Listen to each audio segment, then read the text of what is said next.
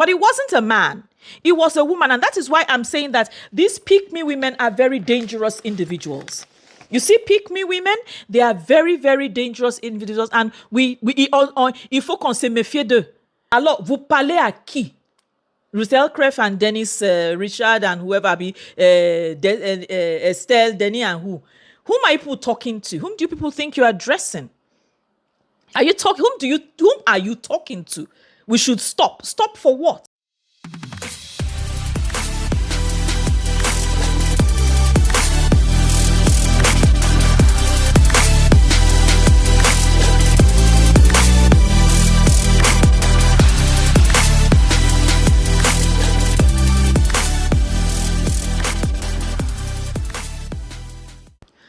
So hi guys, how we doing?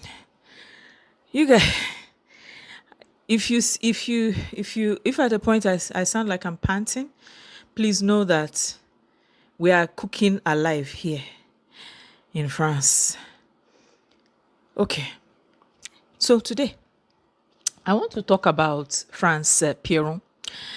I want to talk about this journalist. She's French, France Pierron, who decided that she had an opinion over Jeremy Doku's personal life, right, on national TV. I'm sure many of you may have heard it, but listen, I have to talk about this one because it affects me in a very, very, very, very in so many dimensional ways. So yeah, take a listen. Je ne comprends pas.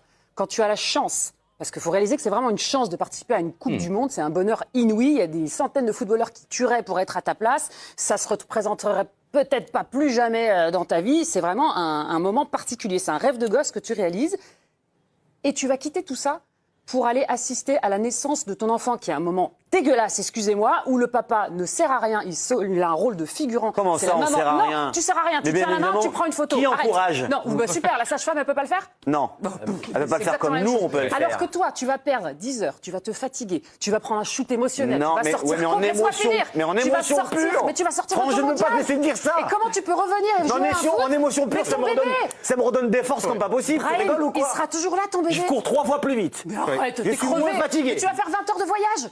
Tu vas sortir de ton mondial la joie, complètement. en imaginant l'arrivée de mon bébé, la joie, la stimulation, les hormones. Mais il sera toujours là, bébé. Je suis dans l'avion en train de faire des pompes déjà. Et bien sûr. Tu seras explosé de fatigue à cause de l'émotion que ça t'a procuré et tu peux pas rater un mondial. On parlait du prix des places. Il y a des mecs ils ont peut-être fait un prêt, ils ont sacrifié tout pour venir voir le match et toi tu vas pas pour couper un cordon ombilical. Un bébé c'est toute ta vie. Mais il sera toujours là. Hein. Une coupe du monde, tu peux la gagner, tu peux la louper. C'est ça. Et dès qu'elle est passée, elle est passée. Mais ton enfant, tu l'as à vie. Mais il sera toujours là. De louper. Non, franchement, moi. Et t'en voudras d'avoir coupé le cordon? Non, je vais juste dire un truc. Il y a un truc qui est important pour moi, franchement, c'est le truc clé.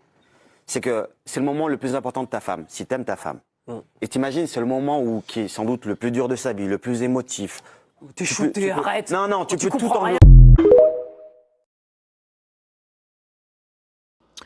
Yes. So, France Pierron is a journalist for L'Équipe. And quite interesting that the same Équipe is the same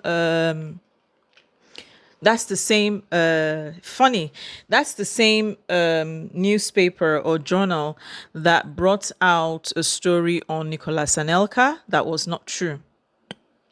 Anyway, so France Pierron decides that she wants to make herself heard, known, and, around the world.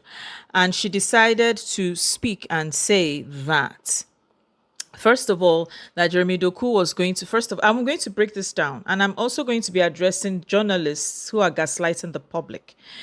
So, first of all, she said that Jeremy Doku is lucky to have been called to the World Cup. That's number one. Two, that it's a boy's dream, that was fulfilled and would never have a chance of repeating itself again. She also said that he's leaving the World Cup to go and assist in the birth of his first child. Meanwhile, Jeremy Doku is 24 years. I just want to put that in there. Jeremy Doku is 24 and he's a black man. I know where I'm coming. Let me cook. Okay, so and she said that Jeremy Doku is going to go to assist in the birth of his child. That is disgusting. You see, the thing is, it was translated in English, but if you listen to it in French, it's worse than it sounds. And that's why I'm actually, the journalist gaslighting the public, and I'm like, you think we do not understand? You've forgotten that you live in France and that there are French people here and that we understand exactly what you people are saying or exactly what she did. Okay. And then she says that she's sorry, but that for fathers who serve as nothing, who are useless in that space, again, and that other than taking pictures and smiling for the camera, why is he leaving? Now, I want to come from the top. I want to start from the moment where she says that, how Jeremy Doku decided that he wants to go for the birth of his child. Now, first of all, this is a very French thing. It's been done to Omar Sy. If you guys know Omar Sy, one of my favorite French celebrities. In fact, he's my favorite, not even he's my favorite French celebrity. This same language has been used on Omar Sy. It has been used on every black immigrant that you will ever find in France. And what is that language? That, again, Jeremy should be grateful. He's this human being that is not a human being. He's just, a machine that is being exploited for money. And so since that is all you serve, how dare you think for yourself and decide you want to go and be a father rather than be a World Cup football player? That's exactly the language. And this is all ingrained in the colonial and slavery mentality. Listen, however you want to spin it, France is a very, very racist country.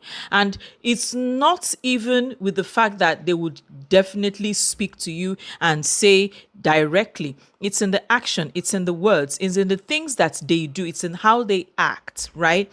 And so she made that statement. That's number one. So he doesn't have a right to be a human being. And we're paying you. You should be here. You are meant to be here. Now, not minding that Jeremy Doku is a Belgian citizen. I'm wondering if this kind of statement would have come out of her mouth if it was David Beckham. I'm wondering if the same statement would have come out of her mouth if it were Haaland. I'm wondering if this kind of statement would have come out of her mouth if it were any other palm-colored person that was not a black person. And this is a rhetoric. Okay? Now let's go to number two. Number two, she now says that that he is quitting the World Cup. Please mind you, Jeremy Doku is not leaving the World Cup permanently. He actually asked for permission. He said if he's going to be allowed, that he can leave and then maybe come back. He's not even sure he's going to come back, but he just wants to be able to do this. And I applaud the Belgian coach. I applaud his teammates for understanding. And it was not even a discussion. Yes, you need to go. And I applaud them for doing that because that's what they understand. They understand family first. Family what? First. And so she now goes on and says that it is a disgusting, that the childbirth that is disgusting, by the way. Elle a dit que c'est un moment dégueulasse d'ailleurs. And so I want you people to understand that France Pierron, because again, this is all going to tie up in what I'm going to say about the journalists. Now, so what she's saying now, so France Pierron took the liberty to voice her opinion, right, on another man's life, another man's private life, on another man's family, on another man's role and responsibility as a father. She took the liberty to do that, right? And she voiced her opinion on that. And I'm going to use this again because for those of them who are saying it is her opinion, and I will tell you that there are times when there are opinions that you have in your brain, they don't come out of your mouth. You see here and here, they have to be in sync so that you don't sound like an empty vessel. And so she made that statement on somebody she does not know, but only simply because he's playing in the World Cup and he's a black man and he's a football player. I hope it's me. I hope you guys you're seeing where I'm coming with this. Now, the third one, she now said that the fathers who serve as nothing, a general statement, fathers who serve as nothing, who have no use there other than to come in there, walk, take a photo, and then disappear. Okay, so this is what France Pierron said. And so I have been able to talk about, the fact that she made this statement, about, again, she generalized it on fathers. Say whatever you want, French journalist. She made a general statement. And we all know that making general statements is something you have to be very careful about. You cannot just make a general statement without unfounded data. You have to be able to make that statement, and that just means general, because there's founded data on that. Now, she finished saying this, and of course the whole world goes, ham. And I get it, because that is very irresponsible. Because again, what did France Pierron want to show? She wanted to show that she could chill with the big boys. She wanted to show that she's a pick-me. She wanted to make us understand that, listen, the fact that you have a woman and you're having a child, listen, get over it. She wanted to make us understand that for men, right, who decide that for some reason they want to be responsible, they do not get to be responsible, especially black men. And now let me come down to the black men rhetoric. For the black men rhetoric, it's very simple. We all live in Europe. Many of us live in Europe, and we see what happens and the dynamic and the prejudice that is carried out on you as a black person, and much worse, a black father. Now you decide that you want to be a black father, or you're a black father who is present and who wants to be present and who is taking responsibility in your child's life. It's not seen or heard, because there is a prejudice that exists in the minds of these people where black people, black fathers are concerned. So do not assume that France Pierron was not speaking out of prejudice. She was totally speaking out of prejudice, because again, it is only people that want to downplay it, that want to gaslight the public, that are making it telling us, mais ça suffit, stop. No, ça suffit pas, stop, and there is no stop. Now, let me clearly state here that I am not about threatening her or her family. I don't do that. And if anyone is doing it, please stop, because you don't get to do that. Speak your mind, air your grievances, but do not threaten anybody about their family or about their children. Please, no. So, but I'm going to say this. So, another journalist, Ruth Elkretf, came out on these streets, on these internet streets. Now, you see, the thing about it is that I listened to a video yesterday, and this guy was talking about how, we as black people are seen as aggressors.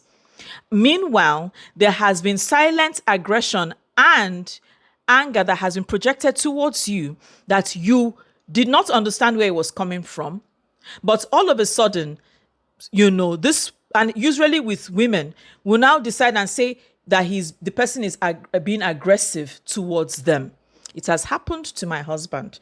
And the funny thing was that in my husband's case, it was his own money. He was about his insurance, his car insurance.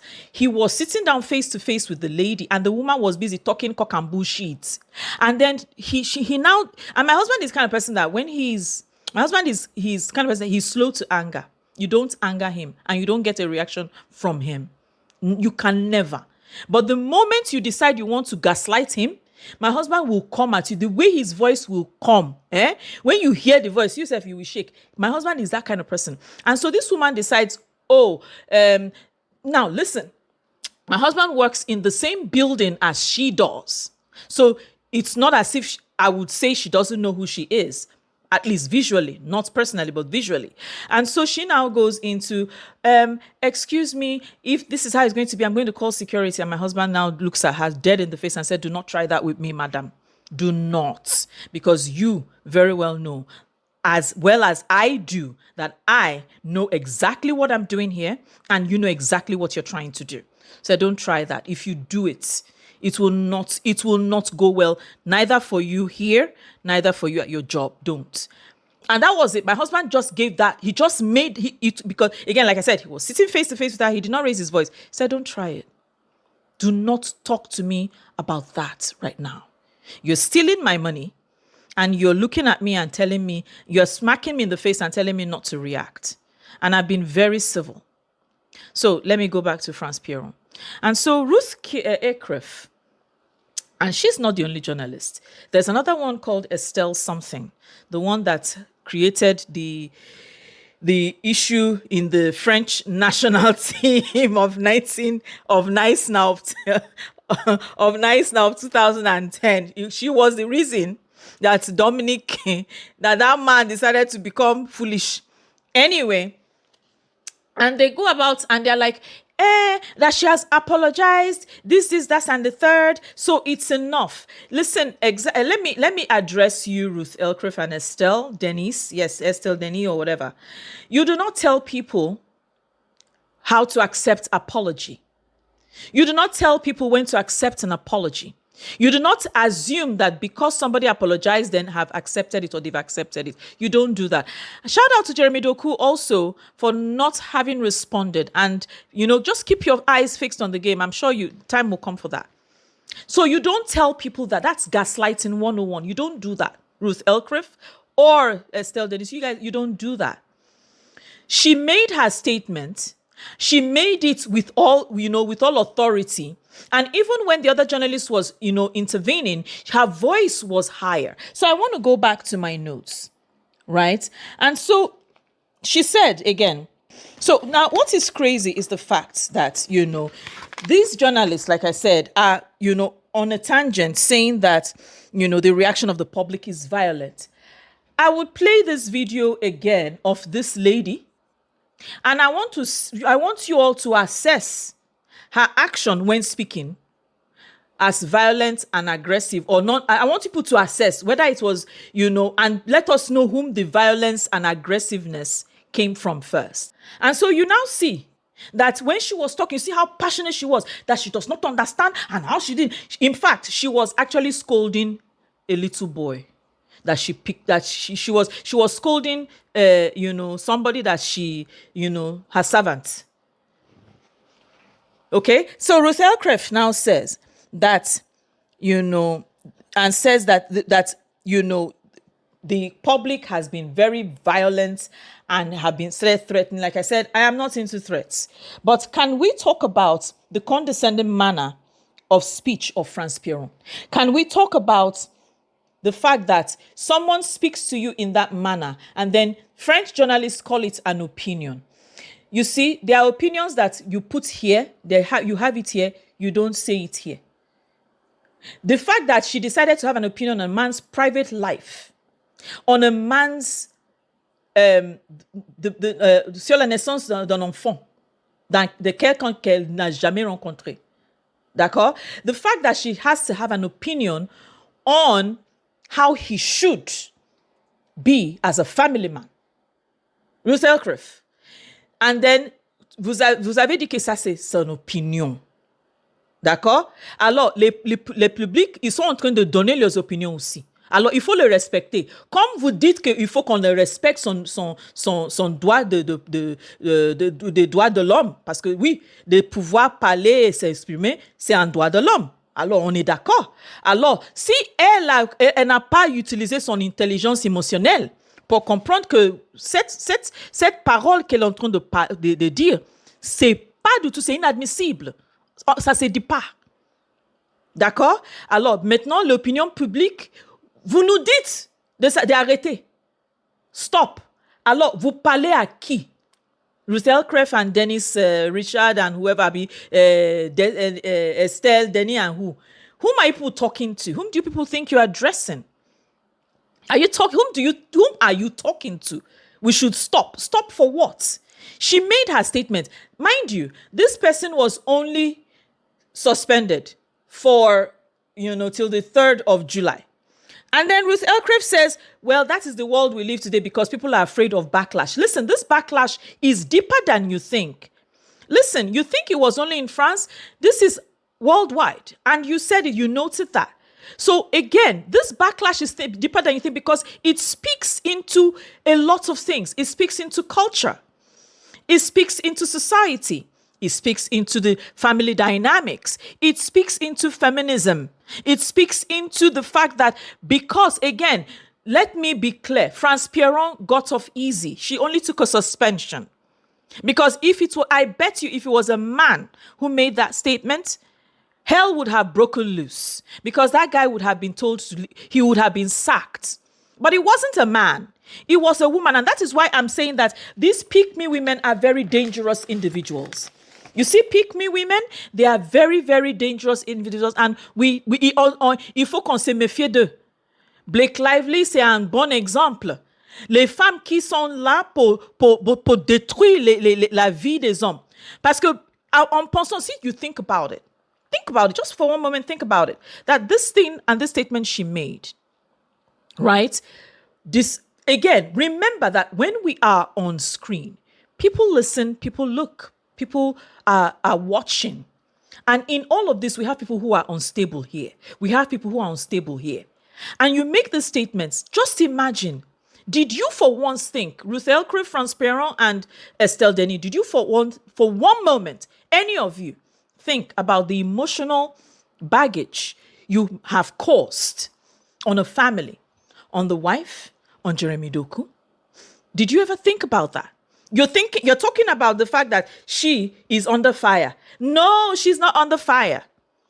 No, because the person involved was not her business in any way, shape, or form. Okay, so words matter. And when we know that words matter, we must be responsible for the things we say. Ruth Elkretf, you went on to say that, again, downplaying the seriousness of the issue because your colleague, France Pierron, is a journalist. So you're looking to water it down. Now, the public is aggressive. Alors, le phénomène de meute a encore frappé et il s'est exercé contre cette journaliste que vous voyez, une consoeur, France Pierron, de l'équipe, qui a été suspendue par sa chaîne, l'équipe TV.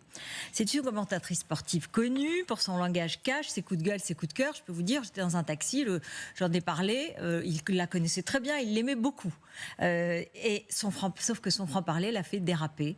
Elle a eu une réflexion qui a beaucoup choqué. Écoutez. Je ne comprends pas. Quand tu as la chance, parce qu'il faut réaliser que c'est vraiment une chance de participer à une Coupe du Monde, c'est un bonheur inouï, il y a des centaines de footballeurs qui tueraient pour être à ta place, ça se représenterait peut-être pas plus jamais dans ta vie, c'est vraiment un moment particulier, c'est un rêve de gosse que tu réalises, et tu vas quitter tout ça pour aller assister à la naissance de ton enfant, qui est un moment dégueulasse, excusez-moi, où le papa ne sert à rien, il a un rôle de figurant. Comment ça, on sert à rien? Non, tu sers à rien, tu te tiens la main, tu prends une photo. Qui encourage? Non, bah super, la sage-femme, elle peut pas le faire? Non. Alors voilà. Un peu provocatrice. Voilà, donc en fait, elle faisait allusion à l'international belge Jeremy Doku, qui avait annoncé qu'il quittait temporairement le mondial pour aller assister à la naissance de son premier enfant aux côtés de sa femme. Et bon, soyons clairs, moi je pense qu'elle a tout faux en disant ça. Hein. Le mot dégueulasse, pardon, je ne l'accepte pas, c'est tellement péjoratif et trivial pour un événement aussi intime et spécial. Ensuite, un père qui assiste à la naissance de son enfant, c'est en effet inoubliable. Beaucoup plus que le mondial, je suis désolée, qui se déroule tous les 4 ans, parce qu'une naissance, c'est par définition une seule fois.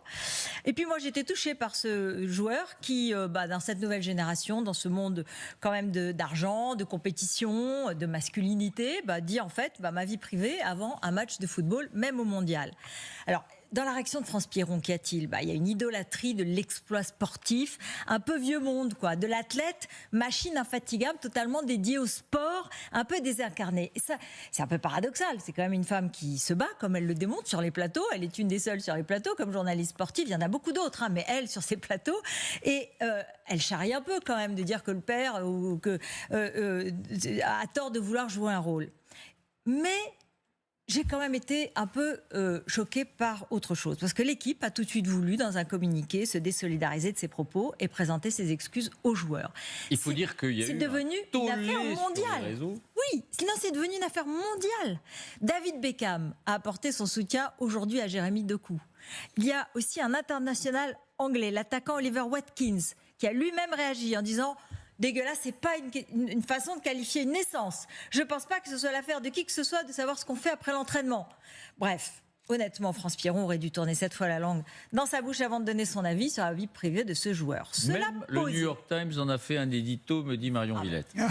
Non, mais c'est une affaire mondiale. Alors, vous avez entendu, il y a eu tout de suite des protestations.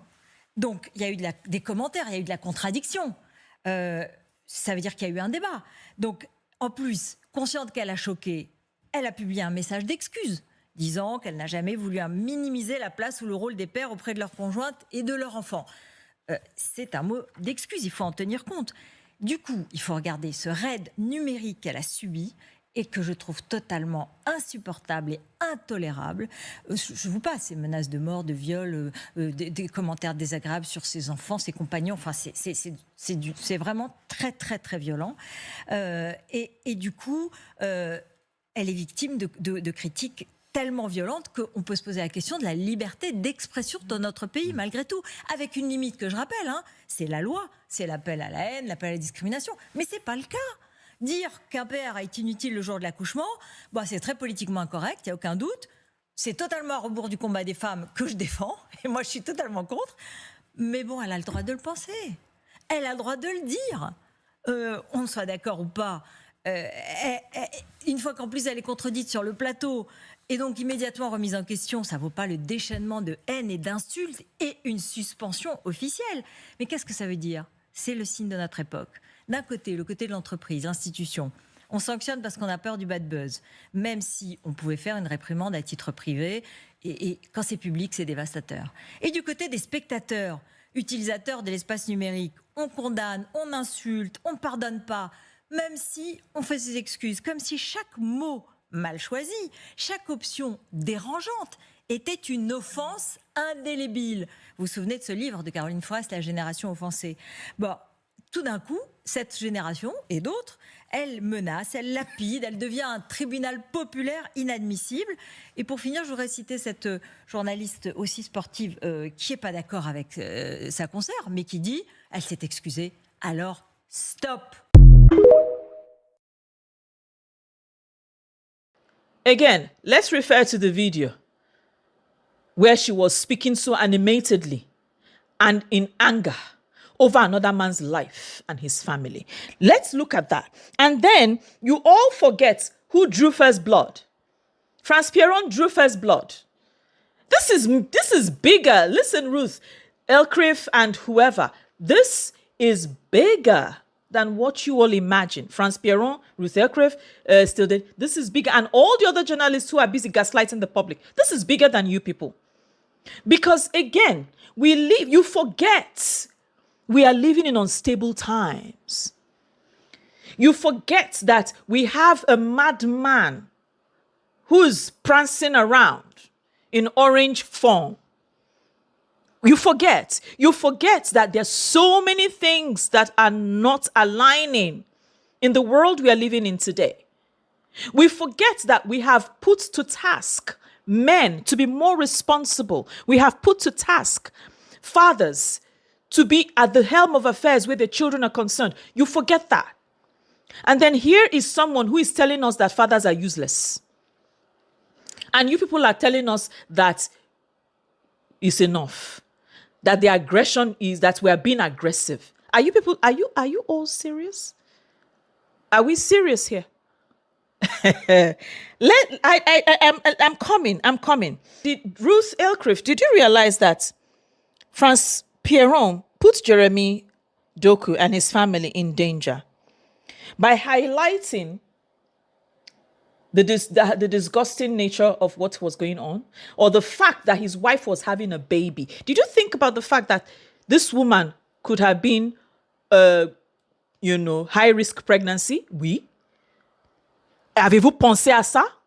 Que peut-être c'est un grossesse à haut risque? Ou avez-vous pensé le fait que beaucoup de femmes aujourd'hui sont en danger suite à la naissance de l'enfant ou à la grossesse? Avez-vous pensé à ça? Avez-vous pensé peut-être les antécédents, le précédent suivant cette grossesse? Avez-vous pensé à ça? Il y a plein de choses. There are so many things we could talk about. Pre-eclampsia, eclampsia, We could talk about high blood pressure. We could talk about diabetes with women, right? We could talk about the fact that a lot of women lose their sight after having babies, or the fact that a woman would have a baby and cannot walk, or the fact that a woman will have a baby and is so many things, and her teeth. Have you thought about any of this at all? Oh, no, current bullshit. Have you thought about any of this? And you're telling us that the public, it's enough, that we should stop. Have we talked about the fact that France Pierron did not think about what people would do with the information that she gave about somebody else's life? Have you thought about it? Have you thought about the fact that, that this statement she made, and possibly, that her husband wouldn't, what if, because of the statement she made, Jeremy Doku did not go for that, to be with his family. And by God, if he did not, I would be the first person to go after him. But have you thought about that? And the fact that the emotional turmoil this woman would have been going through. I don't know which husband does not want her husband, which woman doesn't want her husband to be there when she's having a baby. I don't know of any mother that does not want her husband to be there when they're having a baby. I don't know. The fact that there are women who even struggle to even get pregnant or have to go through IVF, case in point, because they want to have children.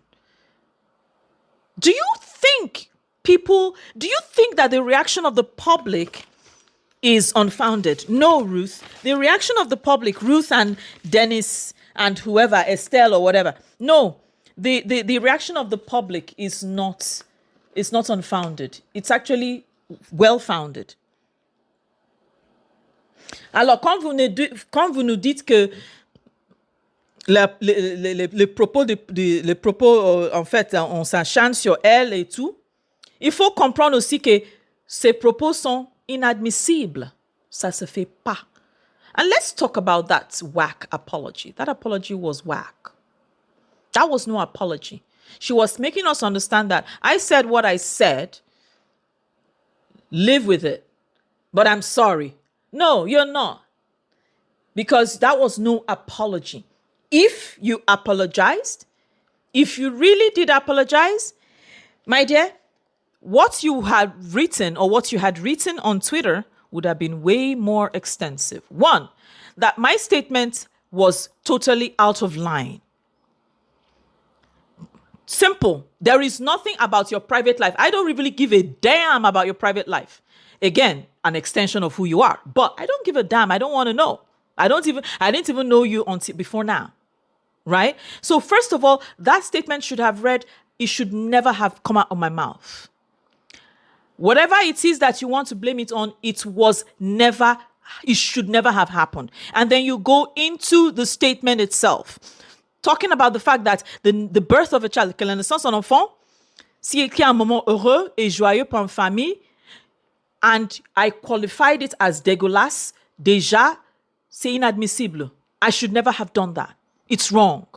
Listen, when you call a spade, it's wrong. It should never have happened. I should never have said that. I don't think there is anybody in this life, in this world, who, knowing that their child is coming and is going to such a joyous event, I would love to hear the statement I made.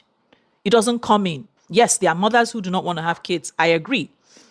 But not on another person's life that you have no clue about. We don't say it. And then you go further and talk about the fact that the way you spoke, the manner you spoke, the condescending manner you spoke should never have come into play. Understanding clearly that Jeremy Doku is a human being and he's not a machine, a minting machine. That is how an apology sounds. So when you tell me that you gave that whack apology, that is not an apology. That is you trying to justify crap. So French journalists who are busy talking about the fact that the public should stop, you don't get the right to tell the public to stop. You don't get the right to tell the public when to accept an apology. You don't get the right to force me to accept an apology that only came simply because there was a backlash. An apology that is half-baked. An apology that holds no substance. You don't get to tell the public when. You don't. That concerns strictly the public. And I'm making this statement very boldly because I'm a mother. I have nieces and nephews.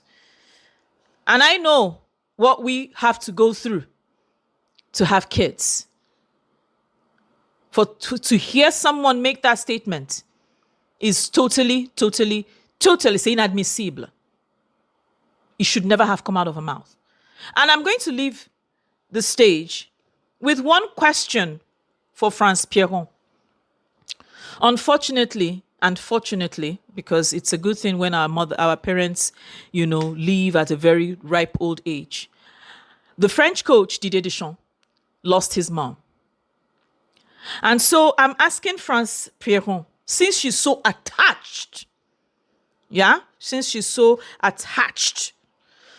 to the World Cup and football and all that comes with it, is Didier Deschamps allowed to go enterre his mom? Is he allowed to go bury his mother? Or France Pierron thinks that it is an act for losers? I want to hear your comments in the comment section. And you guys do not fail to follow me on TikTok, subscribe to my YouTube channel, and I'll see you guys in my next video. Bye.